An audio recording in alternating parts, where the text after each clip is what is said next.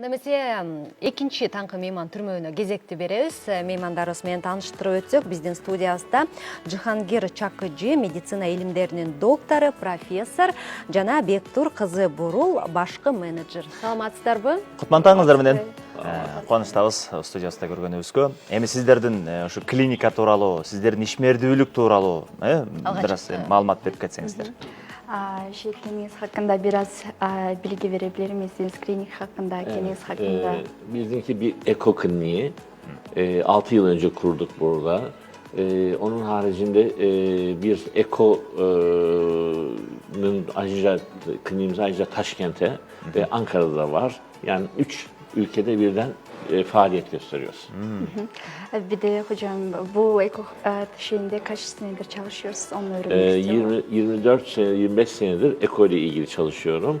Ve bu arada 10 binin üzerinde fazla vaka yaptık.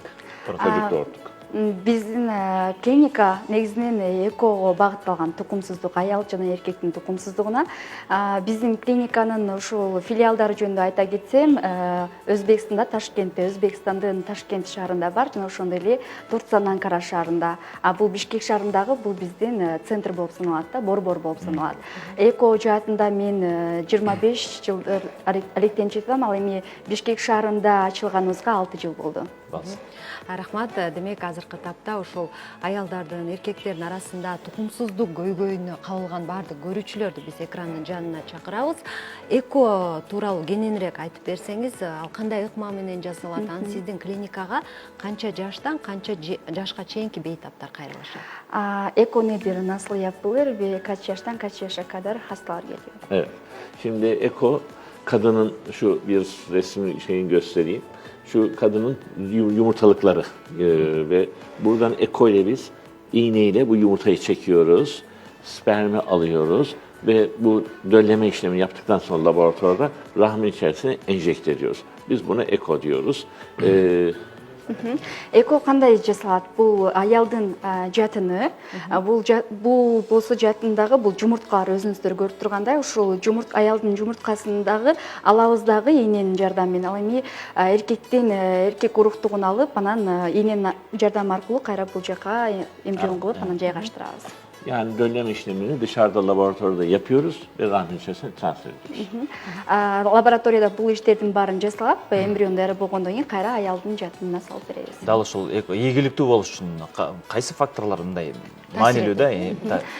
Эко başarılı olduğu için hangi faktörler? Burada kadının yaşı çok önemli. Çünkü kadının özellikle 35 yaşından sonra yumurta sayısı, tohum sayısı azalmaya başlıyor.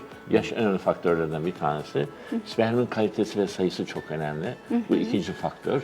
Bir de laboratuvarın teknoloji olarak yüksek olması da başarıyı sağlayan faktörler bir tanesi. Бул ушул экстракорпоралдык уруктандырууда эң башкысы бул жаш болуп саналат да, аялдардын жашы. 35 жаштан кийин аялдардын жумурткасы азайып баштайт да. Бул 35 жашка чейин жакшы жасалат бул эко ыкмасы. Ошондой эле эркектин уруктугу качественный болуш керек, сапаттуу, жана ошондой эле бул жактагы эң мыкты лаборатория керек да бизге. Эң күчтүү ошол лабораториянын жардамы менен бул эко ыкмасы ийгиликтүү жүргүзүлөт.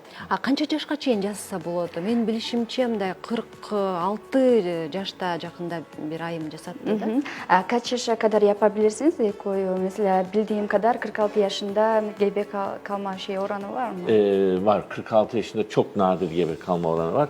Ama 30 yaşın altındaki hanımlarda gebe kalma oranı genel olarak %50-60 iken 46 yaşında sadece 5 civarında.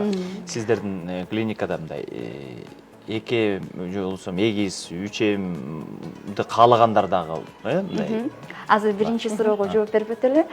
Негизинен 46 жашында деле, 50 жашында деле негизинен боюнда болуу ыктымалдуулугу бар, бирок 100дөн 5 гана пайызды бере алабыз да.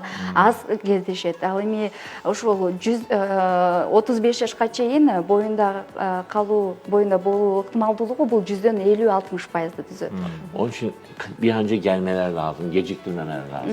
Убакытты өткөрүп жатышат азыркы биздин көпчүлүк айымдар буну эртерээк ушул Тандоо керек гинекология экен. докторлоруна кайрылып эртерээк консультацияга алып келиш керек. Ve yumurta sayı, embriyo transfer ettiğiniz embriyo sayısını 2 tane, 3 tane verince 200-300 şanslı da olabiliyor tabii. Мисалы эмбрион канчалык көп болсо биз ошончо салабыз да, максималдуу түрдө бул медицина 3 эмбрионго уруксат берет.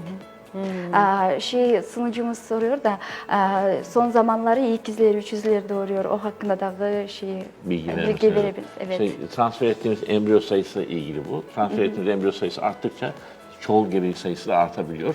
Tabii herkeste olmuyor bu ama oranı arttı. Ушул эле суроого мисалы уул кыз деген маселени да кошуп кетсеңиz болот да. Cinsiyet seçimi de çok Biz aktual. istediğimiz hastalara cinsiyet seçimi yapabiliyoruz ama kanunen yasak şu anda. Bu yüzden sadece hastalık taşıyıcısı olabilecek cinsiyetleri engel olmak için cinsiyet seçimi yapıyoruz. Yani hastalık geçmesin diye bazı cinsiyetleri seçmek zorundayız. Азыркы учурда негизи акыркы убактарда ушул пациенттердин көпчүлүгү билет, мен эгиз каалайм, үч эми каалайм депчи.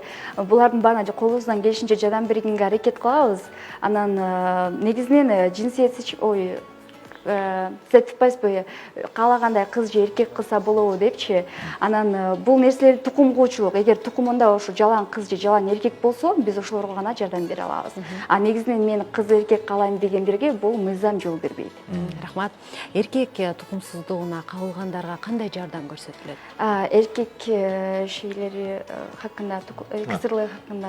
Şimdi erkekte tohumsuzluk tamamen sıfır olursa o takdirde sperm elde etmek için erkeğin testisinden biyopsi alıyoruz.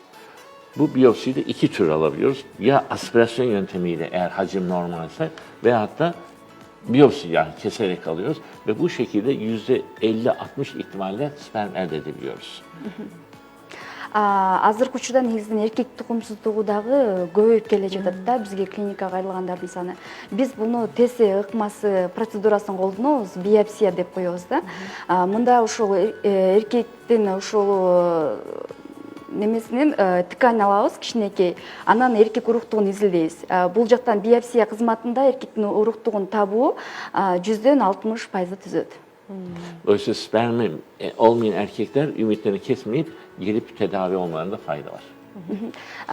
Эч эле ошол кээде болот пациенттердин эркек уруктугу жок келиши такыр эле болбойт да. Мындай ошол учурдагы биз теса кызматында колдонуп ошонун жардамы аркылуу изилдеп көргөнгө аракет кылабыз, жардам бере алабыз.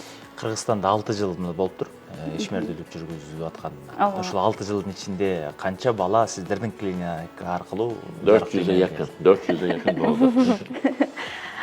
Bizim o hakkında da bilgi verir misiniz? Çok Hayır, evet 400 400 evet. Şimdi yaklaşık biz %45 civarında gebelik oranımız var ve bu %45 civarındaki gebelik oranında şu ana kadar 400 tane bebek doğdu Kırgızistan'da.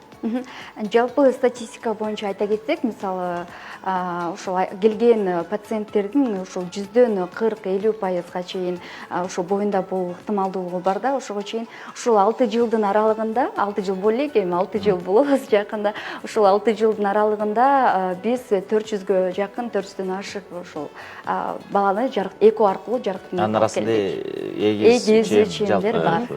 Рахмат, азыркы тапта ушул аябай көп кездешкен көйгөйлөрдүн бири бул айымдардын жыныс органдарындагы трубалардын жабык болушу. Буларга кандай жардам көрсөтөбүз? Kadınların tüpleri kapalı olduğunda nasıl yardım edebiliriz? Zaten tüp bebek almamı, tüpü kapalı olan hanımları tedaviye almak. Ama eğer tüpte su birikmesi varsa o takdirde önce ameliyat onun alması lazım, sonra biz eko yapabiliyoruz. Yok tüpleri kapalıysa ama su birikmesi yoksa direkt eko yapmak lazım.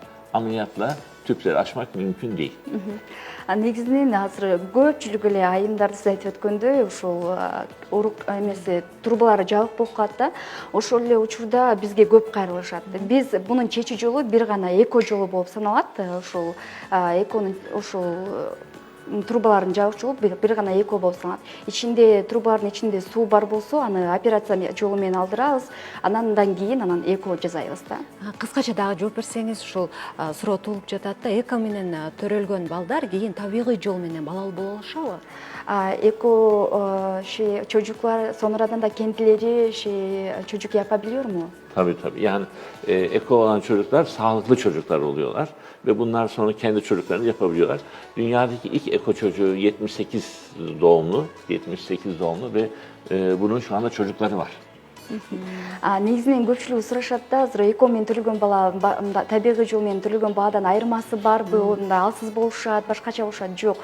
Тескерисинче акылдуу, дени сак балдар төрөлөт. Анткени ошол генетика эмбриолог изил деп атпайбы, то что эң акылдуу, ошол жакшы эркектин уруктугун эң сапаттуу айымдын ошол жумурткаларын алып, ошондо эмбрион жасалып аткандан кийин бул жактагы кадимки баладан айырмасы жок. Тескерисинче акылдуу, дени сак балдар төрөлөт. Рахмат. Ийгилик каалайбыз, аябай жакшы ишти жасап жаткан экенсиздер. Менимче ошол бизди көрүп жаткан көрүүчүлөрдүн көбү эгер ушул көйгөйгө кайрылса, сөзсүз сиздин клиникага кайрылып баш керек. Teşekkür Балалуу үй базар дейт ар бирибиздин үйүбүздө, бала өнөө болсун. Ишиңиздерге ийгилик. Биз болсо сапарыбызды улантабыз.